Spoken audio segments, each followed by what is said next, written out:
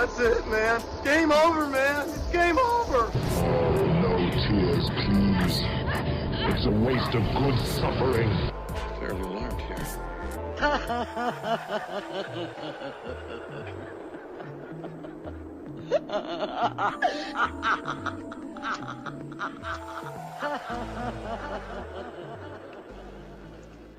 Welcome to MOTN Reviews. This is Masters of the Nerdiverse Reviews, where we take a look at some of the shiniest cinematic supernovas the Nerdiverse has to offer, and some that are not so brightly lit.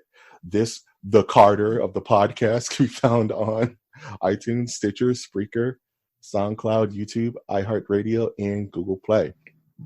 I'm, of course, your host, Money Mike G, and with me, as always, with our reviews that no stop, because Money Talks and Bullshit runs the marathon.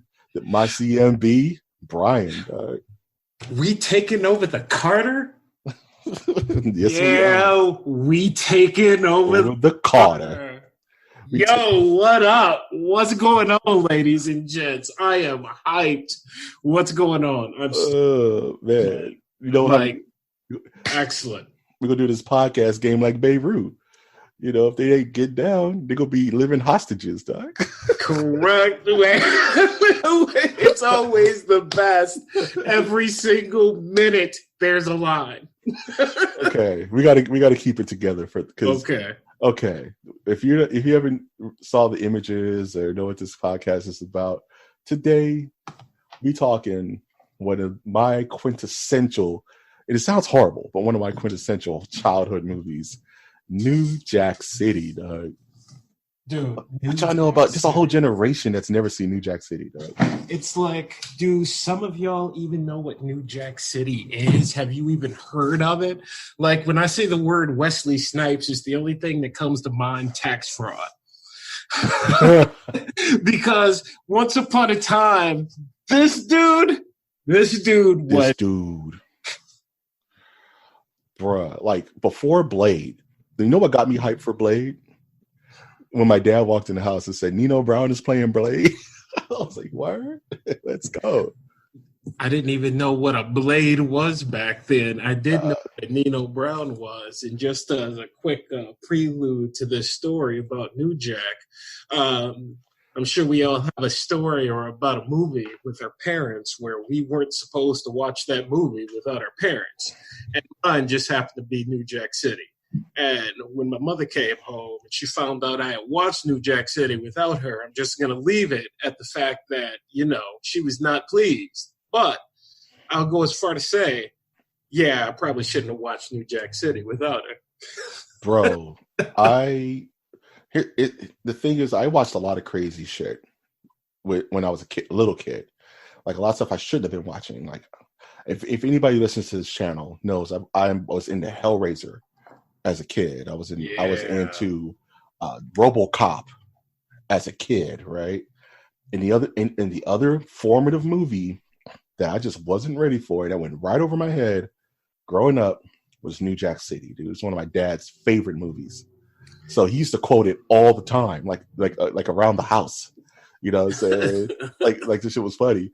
And me being like 10, 9, 13, it just burned into my brain. Like I've never seen nothing so wild in my life outside of this movie, dude. It's literally the Black RoboCop for me.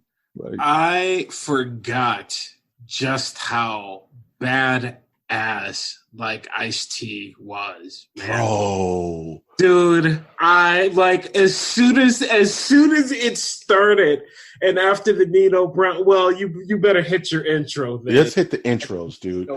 We just went over like our impressions of this film, and if we want to talk characters, we can start with the introduction of Nino Brown, dog. The introduction of this movie, it's like RoboCop, dude. It's so out of control. The whole movie from start to finish is out of control. It's like a fantasy movie, dude. It's so crazy. Like you start with seeing like this white dude being hung by his ankles on the Brooklyn Bridge, You know what I'm saying? Screaming for his life. No, just screaming, being held up by this dude with a silver tooth, or is it a gold tooth? He has like a gold front, dog. Yeah, no, man, absolutely not. And you're just like, what the F? And when it opened, it's amazing how you forget things. You were making a movie, but you forget things. And I completely forgot that opening line went with that scene. And I was like, oh, now that is how you open a freaking movie. That's what I'm saying. That is how you grab somebody's attention. Nino, I'll get this. You got to get me more time. And that's where the classic line comes in. You ain't got my product. You ain't got my money. Money talks. Bullshit runs the marathon. Runs the marathon. So true. So see ya. What would it be? And he lets him go, and he has this great shot, all practical, right? Just falling to his death. So out of control, dude. No, your mouth is just open, and then the dope ass music hits, and it cuts to the opening montage of New York, and how real. Like New York in the 80s, going into the 90s. The 70s was just the crack epidemic, real life stuff. You know what I'm saying? Like, this movie is hyperbole out of its ass, but there's a lot of realism to this film. The Carter was a problem back in the day. New York, California, cocaine, crack destroyed the communities during the Reagan era. Into the 80s, started to peter off into the 90s because people start getting more aware of it. But this movie encapsulates, its own kind of from rags to riches story. This is the Black Scarface. You know what I'm saying? But then again, Nino was already balling when this movie first started. Correct. Like Nino was already speaking truth. He already had money, and when his brother G Money comes on the scene and gives him a little something. That changes everything. And this takes place, I think it opens in 86. Like 86, 87, something like that. So, I mean, when you think about it, that was right before it got crazy. Yeah, gnarly. It got ultra gnarly. He was like, man, he's like, well, you talking like this should go reinvent the wheel or something. Like, we about to change the face of the earth. He was like, I don't know about that. I don't know about that, but they kept lining up at the club. Yeah, he said, like 15 minutes after I dropped this on him, I had 3 more brothers coming up. Dude. Out of control. Oh, man. And then we kind of get into the intro of Ice-T's character, right? Yeah, we drop down to the drop cool-ass, badass drop-down shot. Overhead drop down shot before drones were a thing, and it drops down on Ice-T and Chris Rock. Young Chris Rock. Dude, think about, I was just kind of looking through the roster. This movie is star-studded. Oh, man, dude. For the 80s? For the 90s? I forgot Mario Van Peebles was alive. Judd Nelson. He's alive. I was like, what happened to him? Yeah, man. Mario Van Peebles, dog. He's at the house watching the movie right now. Pretty much. You know what I mean? He was like, yeah, I don't have to do this anymore. So we're good. But we have Ice-T and Chris Rock going around and around in the circle, making the buy. And Ice-T, straight up cold gangster, Chris Rock goes, let me say a little prayer before we do this. And Ice-T's like, you do that shit. Yeah. Here's the thing. Let's get going right now. What's your price? Well, as a kid, I thought Ice-T was the coolest brother on the planet. He was light skinned like me. You know what I'm saying? He was like he was about that life, dude. He was just the coolest human on earth. You couldn't tell me nothing about Ice-T when I was really little. You know what I'm saying? I reflected a lot into that character. And and that whole scene where Pookie just runs off with the money, and there's this huge sprawling chase scene throughout New York, beautifully shot. You know Absolutely. What I'm saying? I forgot about the bike scene going down the train stairs. I was like, oh, that had to be a hard scene to shoot back in the day because, that wasn't really a thing. X Games weren't a thing. People didn't do that. Do that. Yeah. When we saw it on big screen, it was like, oh, that's pretty dope. I don't want to do it, but that's pretty dope. And that long shot running through the basketball tunnel with Ice-T, like just full out cruising. Booking it, dude. And you can see it in his face. He's legit running. Great shot. It's so visceral, that whole shot, dude. And that's where the educated brother notices Ice-T, because Ice-T honestly stands out like a sore thumb. He's this big, light-skinned dude with dreads. You know what I'm saying? Who's pulling out a gun in broad daylight. Speaking of broad daylight, I want to talk about the scene where right after Nino Brown kind of declares that the game plan is going to be taking over the Carter, right? Which is the Carter itself is, the way it's constructed is the scariest looking project I've ever seen in my life, dude. It's like there's one way in, one way out. You know, it looks unreal. You know what I mean? I don't want to live there. Right. The building itself looks insane, you know? But, and I guess it was different having fully grown adult Brian as I'm watching this movie. I'm looking at it with a different eye at the age of 40 than I did when I was, 12. Yeah. And I'm like thinking about this building. I'm like, oh, that's just a giant fire hazard. Yeah, everyone's going to die, dude. Everybody's going to die. You know what I mean? Yeah, it's insane. Like I was looking at the blueprint, and then you see aerial shots of it. I'm like, this shit is scary looking, dude. But it's big brick. It's like a Borg cube. That's what makes Nino's character so cool, and what would be awesome. And I don't think we've ever even talked about doing a top 10 villains list. But for the love of God, if you were to roll up Nino Brown in like Dungeons and Dragons or like a badass like RPG. Yeah, he may get you, dog. Nino Brown may get you, bro. That dude his intelligence is off the chain. Yeah. And why he picked the Carter, because it was a strategic positioning, which no one was trying to hear except for Pablo Escobar, and he was just flying planes and shit. Yeah, man. Nino brought a whole new dimension to the game at that time. No one was thinking about that. He's like, these walking the streets shit is over, dog. We're going to have a centralized spot where we conduct business and get the money, dog. And we have an office building.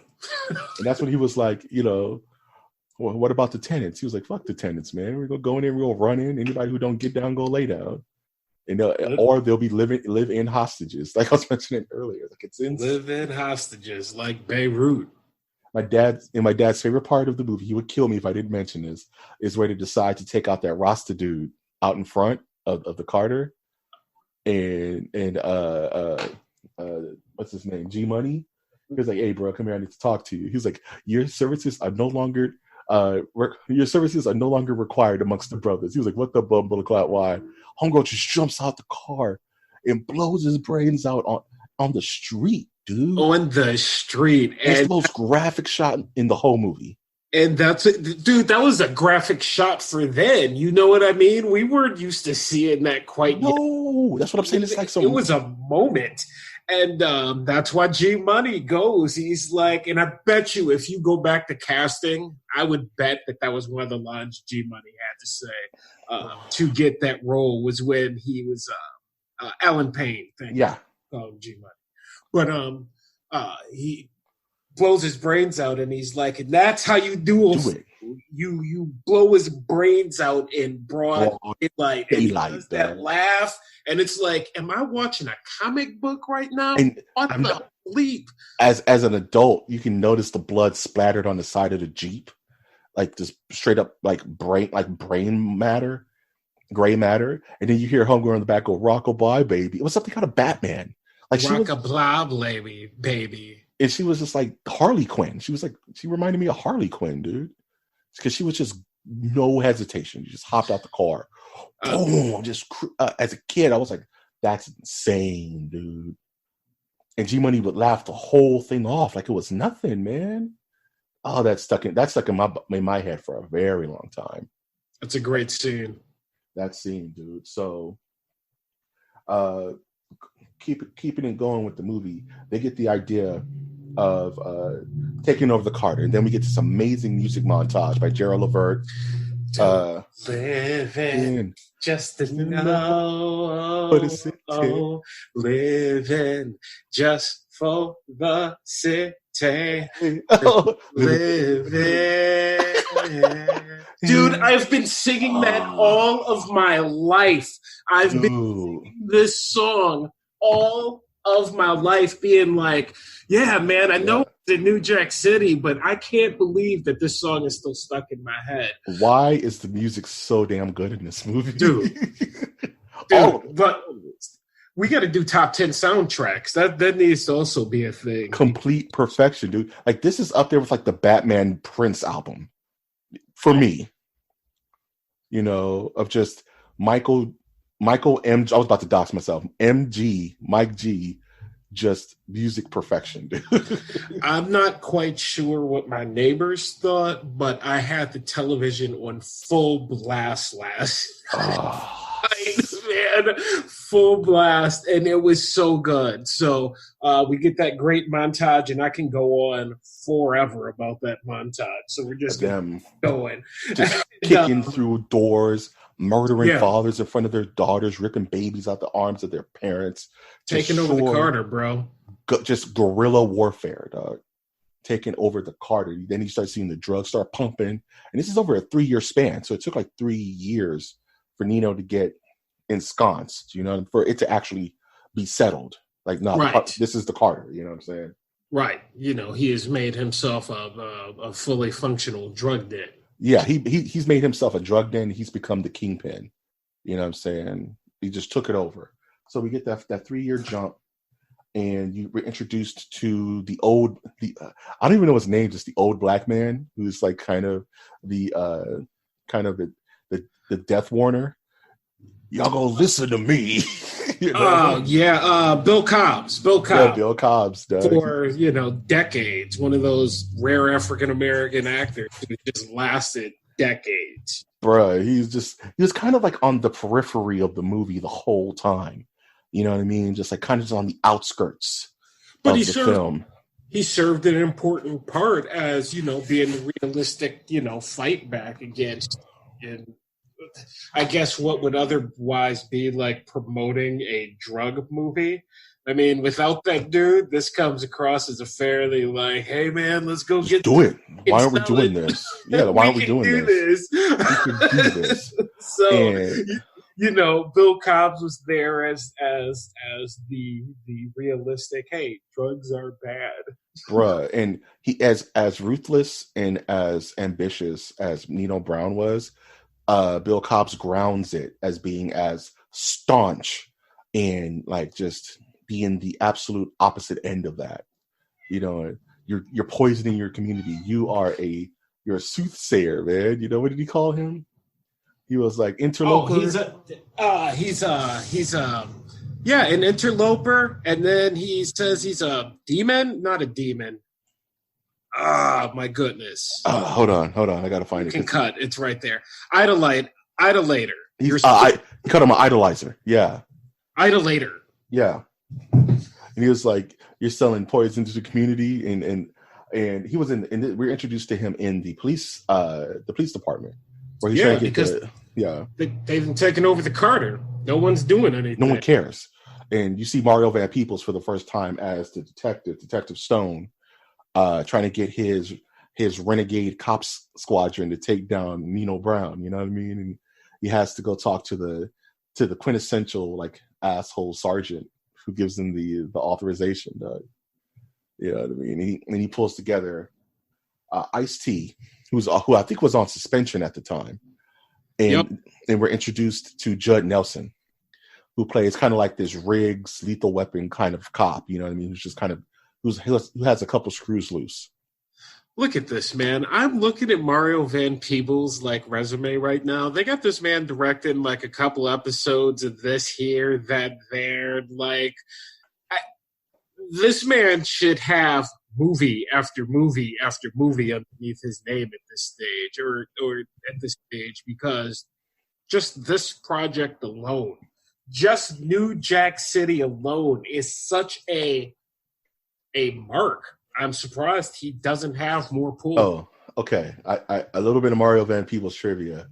Do you remember the Mario Van Peebles movie where he plays a superhero werewolf? Mario Van Peebles he's a No, part of a cop squadron, and it's a cop squadron of super werewolves, and they fight crime, and they have like Wolverine claws and stuff. no, I do not. Dude, it's like one of the best movies ever, dude. Okay, I got to get the name for it real quick. Mario Van Peebles is like it's not solo because that's when he was a robot, but it's Mario Van Peebles as a werewolf superhero. Dude. It's the stupidest movie ever, but it's so good. Anywho, so we cut to Nino Brown hiding out turkeys in front of the Carter, right? You know what I'm saying? Yeah, And- man. And one of my holiday turkey. my dad was one of my favorite dad's lines. Like, I don't believe this man trying to purchase the urban consciousness. It's like I'm not with any of this, man. That's exactly what he does, and now we see Chris Rock, who Years is later, a right? full-fledged crackhead, and to date, probably the best crackhead I've ever seen on screen. Is it bad to say he's the quintessential crackhead? I don't know. Is Dave Chappelle a better crackhead in his skit? I don't know, man. I felt worse for Chris Rock than I did for Dave Chappelle. Oh, Chris Rock, you just feel for in this movie, man. Because Chris Rock wasn't jumping through walls like the Kool-Aid Man, though. This dude was Correct. defeated. No. Tyrone Biggums was unhuman, dog. I want some crack. He's just jumping a window. Yeah, no, Chris Rock was not jumping through any walls. Yeah, man. So we see Pookie, man. He's all jacked up, dog. His teeth are wrecked. He's looking like hot garbage, you know. And he steps up to Nino. He's like, "Hey, Nino, remember me?" And Pookie's like, "Man, you tried to be a stick-up kid, but your stupid ass got shot." But here, he just gave him a whole half turkey, dog. Like, get out of here, man. Hey, man, clean yourself up. We'll get you a job. Get you a job, bro. Okay, man, you want to go buy a turkey? You want to buy a turkey? Anybody with a turkey, and they're like, "Yo, this is our stooge, man." Him. Yeah, that's the kid I shot. Oh, yeah, I'm going to keep an eye on that kid. And then it takes this weird thing because it's like, okay, so Ice-T goes and finds out where Pookie's hanging out in the drug bin. Yeah, man. So yeah, he kind of finds where Pookie's kind of hanging out, and that's where he has the argument with his quote unquote crackhead girlfriend or friend or somebody he's just chilling with, sharing the turkey with, and she was like, "I was prom queen," you know. And Chris Rock was there, you know, he started joking and like, "You're a prom king, dog." He was just clowning her. Then he just starts assaulting her out of nowhere because he just starts losing his mind. And Ice-T has to go get him off her. And Ice-T was like, and then Pookie just broke down to him. He's like, "Man, I don't know what to tell you. This crack. Get crack, man. He just keeps Can't pulling kick me. it. It just keeps pulling me. Keeps calling It just me, keeps man. calling It's me. calling me, man. I don't want to. Keeps calling me. And I'm we gonna help you out, forget. bro. Dude, Yeah. again, you glance over like an Ice-T, and he's like, "If you don't shut up, I'm gonna blow I'm your just gonna blow brains your brains out." And he's not playing. And he is not playing, and you're like, "Oh, Man, this is so out of control, dude. damn!" The pacing of this movie is also fantastic. Yes, it doesn't let up. There's no dull moment. Because It just goes. when you think it's gonna be a dull moment, like him taking Pookie to the rehab center, you're like, okay, it's gonna be a slowdown. But no, the rehab scene is one of the most terrifying scenes in film to me because it's so not even like glorifying it. It's not even making it look scary. It's just real. It's him detoxing. It's him going to the meetings. It's him almost falling off the wagon. You know, it's one of the most craziest montages in the movie. Oh yeah, no, it's real, and you're like, man, that's rough, but that's what it is. You know what I mean, kids, it's gentlemen. crazy. As we're doing this, I know crack seems fun. Don't do crack. Don't sell it. Don't smoke it. Don't be around it. Just don't do crack. It's one of those where it's not even once. Not even once. Correct. There's a couple of drugs out there that is legit not even once. Like, don't even play like you're going to do it. If this is a PSA, this movie is a PSA that drugs are bad, okay? Don't do drugs. Okay? So Pookie gets back on the men. He heals up just nice. There's a running montage where him and Ice-T gets him back on point. And so Pookie decides, like, man, I want to help you bring Nino Brown down, man. I can infiltrate. He already said I can get a job. And Ice-T doesn't care. Ice-T is so Ahab with it. He's like, yeah, whatever. Just do it. But everybody else is telling Ice-T, like, man, don't put this dude in there, man. He's going to lose it. He's legit going to lose it with all that. Dude, it's a bad idea. I mean, with all that product just floating around. Would you put a crackhead to work in a crack den? I mean, look, I like pizza. No, let me change that.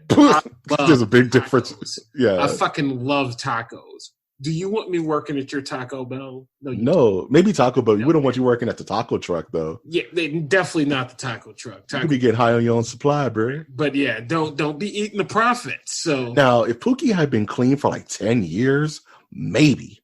Yeah, but Pookie had been clean like 2 months, dog. And he was kind of like a trained something. At this stage in the movie, we see Pookie. He is a bag man who's gotten shot. And a crackhead. Like, you're going to entrust the entire investigation to this one man. There's got to be some other options. Any other options? Ain't no way. He rolls the dice. And they give it to Ice-T because there's a scene where they're on the beach and he's like, everyone's telling him this is a bad idea. Everyone's telling him, like, no, don't do it. And the only people that are hyping it up is Pookie himself and Ice-T. And say, look, man, I'm going to tell you right now it's no, but it's up to you, man. This is your boy. It's up to you, man. So Ice-T is like, whatever, yes. just do it. He's like J. Jonah Jameson with Spider-Man, you know, just get me Nino Brown, right? And there's a lot that happens in between this. There's the party scene with Nino Brown. It's the New Year's scene. The world is mine. The world is mine. All mine. All mine. You know, the Scarface analogies, you know. Analogies or shot the shot was a little much. I didn't notice that at age 12 or whatever I was, but now it's like, ooh. That's Scarface. But anyway, the world is mine. Hey, you're Nino Brown, you go for it. Yeah, there's a lot of cursing in this because you need cursing. This is going to be explicit. But when the mobster dude came in here, it's like, yeah, you disrespecting us. Setting up setting up the spot. He's like, you tell them squingeely eating motherfuckers that's in the CMB is a self-contained unit, dog. I was like, what? Out of control, dude. And then cut off his ponytail. He cut off Homeboy's ponytail because he gave him like a minstrel racer dude with a rope around his neck, dog, as a gift to their success, dog. This movie is so. Oh, we'll talk about the potential remake towards the end of the episode. But yeah, so they set up Pookie to infiltrate the CMB. There's this perfect scene where Pookie's in the kind of like the nerve center of the police department, and he's telling them the breakdown. He's like, look, man, first of all, everybody has to have these like Blockbuster ID cards to even get into the Carter, first of all. And he said, when you walk through the courtyard, it's like walking into hell, man. You see people fist fighting, people like just shermed out, drugged out. Zombied out, dude. Finished. He said, then you got to go through the line. They have dudes with guns everywhere. He said he's like a mad scientist, dude. He got this whole spot like Fort Knox, bro. Like, it's like so detailed. He was like, man, you don't understand. He doesn't have some of the buildings or some of the rooms. He has the entire building. It's all him, dude. And he's the Mad King. He's the Mad King, dude. What did he call him? He said he is the boy who made slaves of men. That's what he called him. And that's Nino Brown. And that's Nino Brown, the boy who made slaves of men. Some biblical stuff, dude. Super. And then, you know, he's also a ghetto tour guide. What am I, yo, ghetto tour guy? How y'all got all this equipment and don't know shit, dog? No shit. We beaming up the Scotty. The Enterprise. That's why we call it the Enterprise, man. You are going to another planet, dog. There's a good chance that I can quote like this movie almost line for line. It is that impactful when you're listening. Dude. That well written and that well acted and that impactful when you're watching. Dude, I didn't notice till today. There was like a little girl in the Enterprise, dog. Oh yeah, Out of control, dude. her mom looked What? down at her and she's like, "I'm sorry for what I'm doing to you." Oh, and the little kid's like, it's all right. I get it. It's not all right. It's not all right, man. None of it's all right. None of it's all right. But anyway, So you go in, they show like the back room where everybody's butt naked, like cleaning the product. He's like, man, Nino, don't trust the motherfucker. You know? no, And Nino's one sick genius. That was terrifying. Terrifying, dog. So they give my man Pookie here the most bootleg belt on earth that looks like a camera, dog. You know what I'm saying? Pookie wears this surveillance belt, you know, to infiltrate.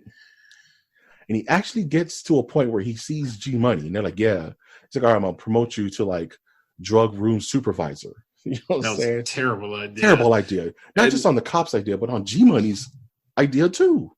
Dude, like really? Anywhere else in the building. No one knew that this dude was a crackhead when he was just grabbing a turkey a couple of months ago. Right? G Money would have been like, keep this dude away from the drugs, dog. But that's a question that I do have for you. How early do you think G Money was hitting the pipe in this? Because as you go on in the movie, like you're like, man, some of these decisions, bro, they were questionable at best. Were you already hitting the pipe before they showed it to us? I think because this movie takes spans of years, right? It's like from 1986 to like 1989 is when this movie takes place. So I want to say Pookie must have been floating around for at least like a year. Not even that, dude. Probably like months.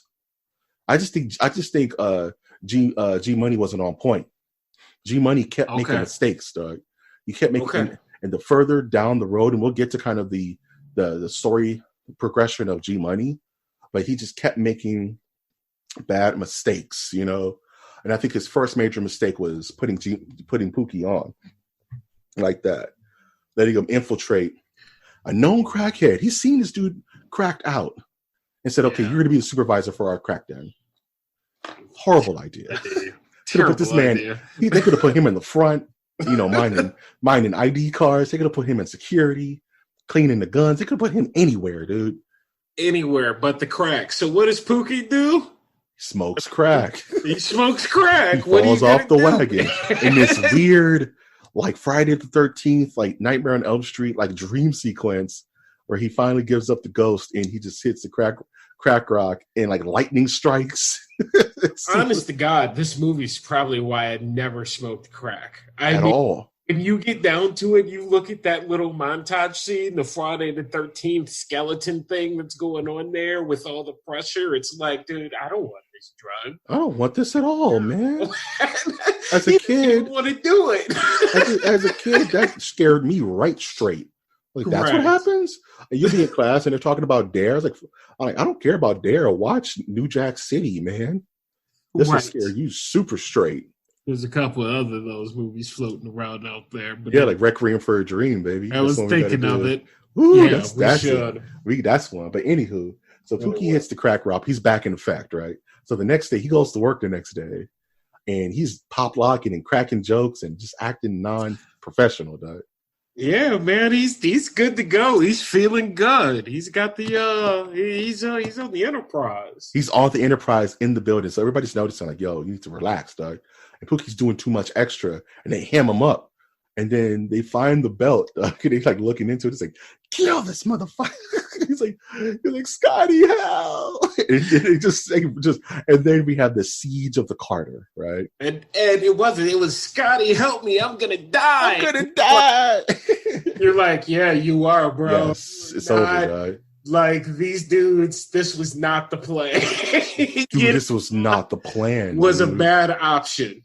Dude, like, if it would have took me right out the movie if Pookie survived. It would have took me right out the movie. When they showed the part where he died, I was like, man, I forgot all about that. No, I thought he survived. The way they do it is so smart, right? Judd Nelson had his one cool line when he's like, "Let's go." Yeah, right. It's like Ice-T walks up on him, and all you see is his corpse. and like a bomb just sold into his clothes, Doug. It was kind of weird looking because it's all half lit, you know. And then there's that quintessential movie bomb scene where they have to defuse the bomb, which is Judd Nelson's shining moment, right? And they defuse the bomb, and you can't even. So much is going on that you can't even click in your brain that Pookie's dead.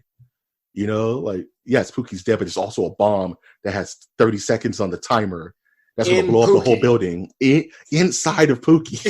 Like, some horror movie stuff. And they defuse the bomb, and you didn't even have a minute to process what's going on. It's so cool. Like, it's so, like you said, this movie does not let up, dude.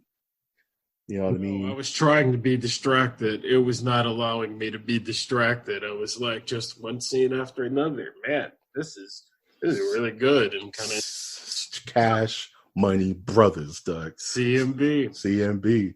We all you got. So we have the aftermath scene with Nino Brown walks in with the rock roller wearing all black, right? Iconic scene because you know Martin has the TV show has kind of parodied the scene when you know that's the sit your $5 ass down before I make change. Correct. Who fucked up? No one got nothing to say? Nobody? Man. Dutta Man. What happened? Nothing? Keisha? What happened? This is crazy. All y'all here? Nobody got nothing to say? G Money. I know you got something to say. If you could see just like brushing off my clothes, I'm just kind of smooth sitting here. I know you got something. I know you got something to say. He was like, if you were like doing your job, he was like, what? Say that again? And he totally like fathered this dude. You know what I'm saying? Well, to be fair, you know, he took his girl along with, you know, it was G Money's product. It was G Money's idea. Nino was the strategist in all of it, but you know, Nino, but G Money was the catalyst. Correct. He just wanted a little more respect. That's what I'm saying. And fuck that last down before I make change. Played him in front of everybody, cut his manhood just right at the neck, Doug. Just finished. And then he stabs like Keith Sweat. Not Keith Sweat, but I'll be sure in the hand. Because he was like, because G Money said, well, it was idea to put him on. And he was like, I didn't like your pretty ass anyway. He's like, he stabs him with his cane sword, dog, which is an alluding to Blade. And then chokes him out with a chain. And then he pretty much almost kills him. And that's when Nino Brown's girlfriend, which is Homeboy's cousin, starts kind of not messing with him like that no more. You start seeing her kind of giving him the side eye because Nino's a little bit too friendly with the rest of the ladies. You know what I mean? Oh well, you know. You know. You know. I mean, it's a gangster flick. Nino is what he is. Yeah. And then Nino's like, this super can't happen again. Like at all, dude. Yeah, no, this was a mistake. And I mean, if you have a brother, you're like, man, he's not happy right now. Like, and Nino was serious as he wipes blood on his shirt. But at least he gave him another chance. But then that also propels, and after that is when G Money started hitting the rock himself. I now pronounce you man and wife. You may kiss the bride. Yes. What is happening, dude? Well, G Money's just going down the tubes. He's like, I guess I'm going to do crack. Yeah, I guess that's the answer now.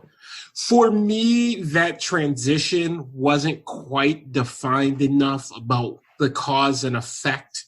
And that was why I questioned about when do you think he started hitting the pipe?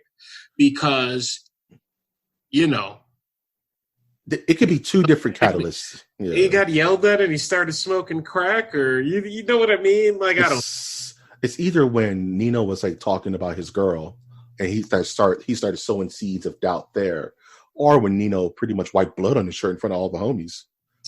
I mean, that would do it. Saying, I will kill you if this happens again. Like seriously, I'm at least gonna want a beer at the very least. Yeah, you're gonna want to think about anything else but what just happened. Right. You don't want to think about anything else. You can't talk to your girl because you don't trust her, right? No. So crack, dog. Right. All right. Moving on. Moving on, dog. So and this is when everything's done. Like Mario Van Peebles is like, yeah, Washington called and we killed so many cops, dog. Like we caused so much trouble, like and got no evidence. Like zero evidence, nothing. The investigation's over, dude. It's finished. But Ice-T and Judd Nelson were like, nah, man, it's never over. And they decide to go renegade cop on it. And they start going undercover themselves. Bad boys for life. Bad boys for life. And they hem up one of the Italian dudes like, look, I know y'all don't like Nino Brown. Help us take him down. And the Italian dude's like, bet, whatever. Let's do it, right? I'm in. So then Ice-T starts getting in tight with Nino Brown, right? Yeah, man. Like it's kind of Nino doesn't trust because G Money brings Ice-T to Nino's attention as the supplier, and Ice-T or Wesley Snipes is like, bro, like fine, that's cool, but you remember what happened at the Carter? I'm gonna take over this dude. I think like G Money was on probation. He was on gangster probation. Like, I don't trust nothing you do right now, bro. Like seriously, you are so like on thin ice. You bringing in a stranger into the squadron and don't even address me about it. You know what I'm saying? And he says, if he's not who he says he is, I'm gonna kill him. And then I'm gonna kill you. Kill you. And he just hangs up the phone and hits the pipe like whatever. Yeah, dude. He's just like, I'm smoking. It's good. It's cool. He's cool as a mofo. He's cool. But checked him out myself. Dog. A cop, dog. Out of control. So out of control. So Nino's like, this Appleton dude, I want him on me like white on rice because I don't trust him. So him and Nino start getting in tight. He starts chilling with Nino at the pool and being invited to stuff. And Nino tells him the story about how he got initiated into the gang. And he was like, he's like, the leader of the gang was like, hey, to be a part of the gang, you got to kill somebody. And Nino was like, bet, whatever, man. Is it a rival? You want me to another rival gang? He was like, no, that's too easy. I want you to pop a random stranger, right? And Nino was like, yeah, man. I went to the corner store, got some of that blood-eyed angel dust. I got so zooted. And I just popped this lady like a school teacher or something. I'd even watched the body drop. I just broke out. And it's like this Batman Joker moment where Ice-T puts it in his head that was my mom. This idiot was the one who killed my mom. Yeah. He has to keep his cool in that moment. Well, that may not even be the case. It could have been anybody. It could have been anybody, but I'm glad that you said he put this Batman idea in his head because you saw it. He's like, oh, this is the dude who killed my mom. Mm-hmm. Revenge. But he goes, well, I guess, what you were doing was kind of like business. He said it's always business, brother. It's always business. It's never not business. And so that calms him down to the point where his eye starts bugging out of his head. Because he had the legit like Kill Bill going on in his head at that time. You can see it in Ice-T's face. You know what I mean? And then we start seeing things crumble. It just goes to shit real quick. It just goes to crap really, really fast. And we go to I think the next big scene is the wedding scene, right? Yeah, the Valentine Day massacre scene. Man. Which I also forgot was a thing in the movie. And as it was happening, I was like, oh my God, this is such a good, like shot for shot, like it is such a good scene. And again, we see Nino Brown's just like ruthlessness. His true colors. He's a coward. And he uses the child as a human shield. As a human shield. And you're like, wait, what? Your brain doesn't even recognize it. And it's because so much is going on. These days I hate to make anything about gun violence positive, but as far as this scene goes, it was shot magnificently. It was shot like something out of like Godfather. You know what I'm saying? Like just the orchestration of the violence. And then you see Ice-T can't help but be a hero. He runs and goes saves the little kid, but on the opposite end of that, you see Keisha run and be the hero, opposite the ghetto hero, the gangster hero, and runs out and just starts blasting at the van. And she meets her demise because she had no cover, like an idiot. That was also a bad idea. Bad ideas. Hashtag bad ideas, man. And you would think that it would have came up like, yo, T, why'd you go get a child in the middle of a gut? Really? But hey, no one even questioned it, dude. No one said a word. So. It wasn't brought up again in the movie. It's just a little character trait to show you that Nino Brown, at his essence, is a coward. Correct. You know what I mean? For all his bravado and all his tough act, you know what I'm saying? Like, he uses a baby as a moving shield. You know what I'm saying? And then there's the call from the Italian dudes, like, yeah, it's pretty much war now. You know what I mean? And so Nino retaliates by sending his kill squadron to the Italian dudes' kind of chill spot and pretty much blasts them, and that makes the news. Yeah, I'm sure no one noticed the two dudes on like a motorcycle riding like that with duffel bags over there. Duffel bags and ski masks on their faces. Like, I don't know like murder. How long they intended the movie to be, but at this point, even though it was moving quickly, you can start to notice the quick cuts of, okay, we're moving this thing just right along now. Yeah. We're done with it. Like, let's go. Yeah. The point is made. Let's get to the ending. I think that's the only real gripe about this movie. It has a weak third act. You know what I'm saying? Correct. It's just not as, I don't know. It's not as measured. Yeah. Correct. It's not as measured as the first, I would say, 2/3 of the movie is. Because it just starts picking up. Because right after this, Ice-T makes the drug deal, finally makes his big drug deal with Nino Brown. The final sting, right? Mm-hmm. And the cops are in place. Nino keeps him at arm's length. He's like, hey, man, I thought we were friends. He was like, man, we are friends, but this is business. You know what I mean? Like, we got to keep things 100. Show me the money. And that's when I'll be sure it's like, I knew this guy from somewhere. He's a cop, bro. And Nino's eyes buck, G-Money's eyes buck. And you just see Ice-T throw off his coat and just dodge into the corner. It just runs into cover. And it just becomes a bloodbath. Yes. Another great, like, scene, like 90s shoot 'em up scene that we don't see too much anymore. Everybody has a cool moment. Nino Brown's running around like a ninja, assassinating people with like a switchblade. What was that movie that he did with Tommy Lee Jones? He was the fugitive that time. Not Tommy, not Harrison Ford, but Wesley Snipes. Anyway, yeah. Again, you see Nino Brown. He starts becoming like, he pretends to be someone else. He's doing costume changes to get out. You're like, oh yeah, he's like a superhero or something.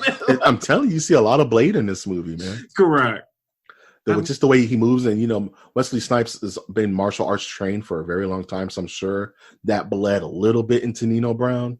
For sure. The guy had a katana, for the Lord's sake, in this movie. Valid point. So a lot of people die. A lot of the cops die. Dutta Man dies in a spectacular fashion. He falls like 3 stories, then comes back to life and gets shot up by Judd Nelson. Dude, he took a bunch of bullets. He ate him, dude. Dutta Man, bro. He was an artist. He was actually a CMB artist, and I thought that was cool too as a kid because he can draw and I can draw. Anyway, that movie was way too nutty for me. But we get the "Am I My Brother's Keeper" scene where G Money and Nino Brown have their final confrontation on the roof, and Nino Brown's like, "I know you were trying to do side deals, bro. Like, now is not the time to lie, man." And G Money just comes clean with him, like, you had to have everything, man. He was like, everything. He was like, even my woman. And Wesley Snipes was like, is this what this is all about? For someone you knew was not on the up and up the whole time? You met her not on the up and up? She was a dancer for the Italian mobster dudes? And this is the person you put your heart into? Bad choice. Like, really? That's what I'm saying. G Money made one good choice in the entire movie based upon his character, which is bringing the crack rock to Nino Brown's attention. So after that, it's been nothing but bad ideas, and that's a bad idea. Like G Money, if the best idea you had was crack, okay, not good overall. That's his character, man. Showing, okay, I don't want to roll up G Money in a D&D. No, not at all, dog. Not at all, at all, dog. G Money was the rebirth and death of their entire organization. He by himself started it all, and it came full circle. Nino Brown had to give him a lullaby, dog, crying the whole time. I love you, man. You know, kind of moment. And but he's on the run, G. I'm on the run, G. It could never go back to how it was. And again, every mobster movie, you always see the mobster at their lowest, like in some dank apartment with like a shadow of their former opulence, you know. And we get that awesome scene where Ice-T jumps through the window like the Phantom, dog. It's so out of control. The Ice-T didn't knock down the door with like the big old haymaker or nothing. He flies through the window like a superhero. Yeah, and crashes in on Nino Brown. They have this giant gunfight in their living room. Which the apartment didn't look that big. You know? No, not at all. I was like, why is Nino still here? Why are there columns and stuff in this apartment? Dude, I wouldn't be in New York anymore. I would have left, but that's just me. Nino's like, no, I'm just going to chill out. I'm going to chill up the block, dog. No one's going to know. They'll know to look for me out in the borders. I'm just going to stay in the city. Yeah, not a smart idea. So literally, Ice-T throws Nino Brown out of a window onto the streets of New York, and he beats the crap out of him in front of the people, dog. And that's what beats the hell out of him. I mean, that dude took a beating. And I'll let you say the line that I got to say later. So what happens with Ice-T, dog? Ice-T, after he throws him down, he pulls out that Glock or whatever the hell gun he has, and he looks at him and he's like, dude, I want to shoot you so bad my dick is hard. And you feel that shit. You see it in his eyes, dude. He's so bad.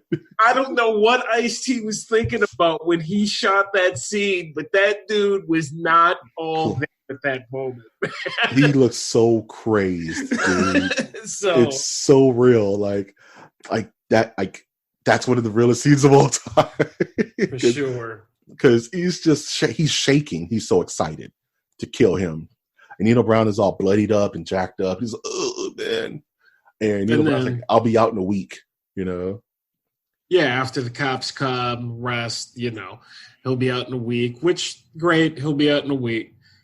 So we get to the court scene, which for me, I didn't, in my mind, remember how or where this movie actually wound up ending. But for me, this whole court scene, I was like, what are we doing here? It's one of those, it has to have a quote unquote message / happy ending. Good, evil can't prosper, whoop-de-whoop. A realistic ending, but a non-realistic ending. It was kind of two sides of a different coin. The realistic ending is that Nino Brown got a year. That's probably what would have happened for someone who's going to run dimes on this entire crew, But at the same time, you have the fantastical ending where Pops, who's been on, like I said earlier, been on the periphery of this whole movie, is the one to give the killing blow. Your soul is required in hell. He has that weird German Ruger. It's this weird little spoot gun, and it pretty much blows a hole through Wesley Snipes' chest. It's out of control, and right through it. Wesley falls, and he falls like opera style down the spiraling staircase. And one of my favorite parts of the movie is you see Ice-T. Not facial change. Face didn't change. He looked up. You see Judd Nelson. Judd Nelson smiling. Ice-T's not smiling. Ice-T just throws his looks on and keeps it pushing. Justice served, dog. So cool. Ice-T is the coolest thing in this movie. He didn't even break a smile. He even acknowledged what happened. He was like, "Oh, I guess that just happened." Put on his looks, dog, and kept it pushing, dog. So good. Living.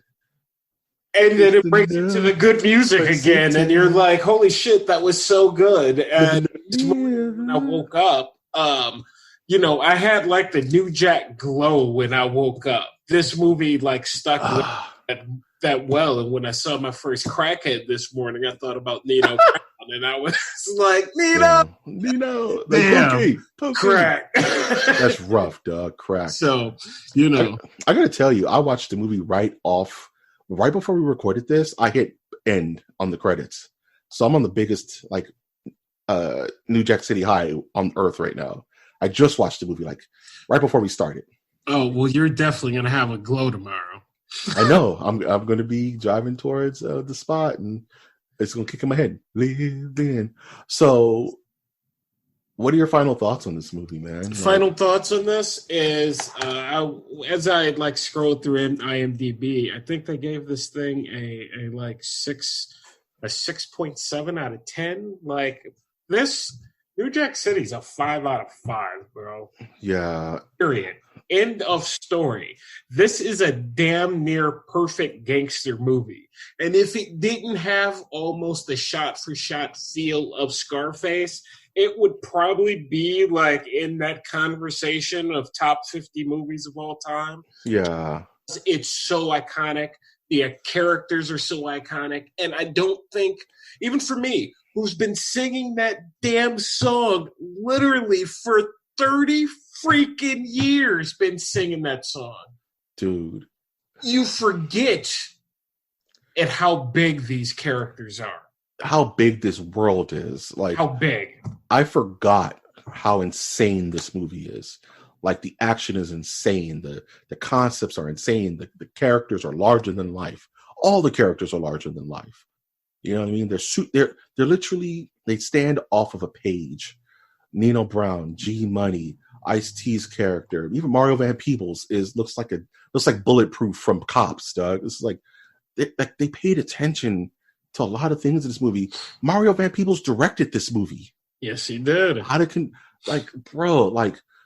This is one of those movies that I grew up with, and I didn't realize how much I loved it till I wanted to revisit it. And every once in a while, New Jack City will creep into my brain. The music will play, or I'll say a line, or something will click in my brain. I'm like, man, I want to talk about New Jack City. So I'm so happy we got to do this review, because this is honestly, like you said, to me, Mike G, it's a 5 out of 5. This is one of those movies that's in the collection, the brain, in the mind palace of the 10 movies that shaped my personality. This movie, dude, it grounded me in hood stuff. It grounded me in black acting, black excellence. You know what I mean? It just, even on the positive side of this horrible mirror that we're looking into, you know what I mean? It's just such an informative movie to me. I don't know. I'll be picking it up on Blu-ray. Yes, and I'm literally about to turn on Monster Hunter. I'm going to play the New Jack City theme while I'm playing Monster Hunter. That's how I'm going to end my night tonight. And there you go.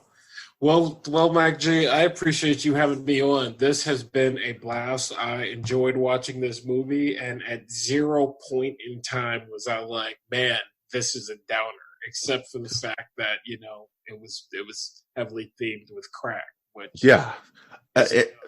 At its core, I choose to see this as a positive message against drug use in America, and I'm happy to say that that as a community, we outgrew the crack epidemic in itself. Not saying that people don't smoke crack, or not saying that there's still not drug issues in this country, but I will say that this movie was shed a quote unquote positive light on what we were doing to ourselves, and a lot of people in that position decided to not go down this path anymore because of this movie. That's a fact. You know what I mean? It shined a very bright light on that. Well, I can't wait to be on the MOTN policy decisions throughout U.S. history. But yeah, that's the future, man. That's when I'm Surgeon General Mike G. You know. So thanks for having me, and see ya. Absolutely. Yeah. See ya. Wouldn't want to be ya. And if you like this content, please support the channel via our Patreon. That's Patreon.com/MOTN. For $1 a month, you can actually help this channel grow, not to the Carter levels, but maybe with that, maybe grow in a different direction. You can also support us non-monetarily by liking this episode, commenting on us. What's your favorite quote from New Jack City? What's another old school movie that you would love for us to review. Let us know in the comment section and subscribe to our channel. We're going to be doing more MOTNs. We're going to be doing a lot more reviews, a lot more top 10s. There's a lot coming down the pipe for this channel, which we're all very excited about. I've been, of course, your host, Mike G, and I want to thank you so much, Brian, for being a part of this episode. Thank you. And we will always ask you to look towards the skies. Look towards the skis.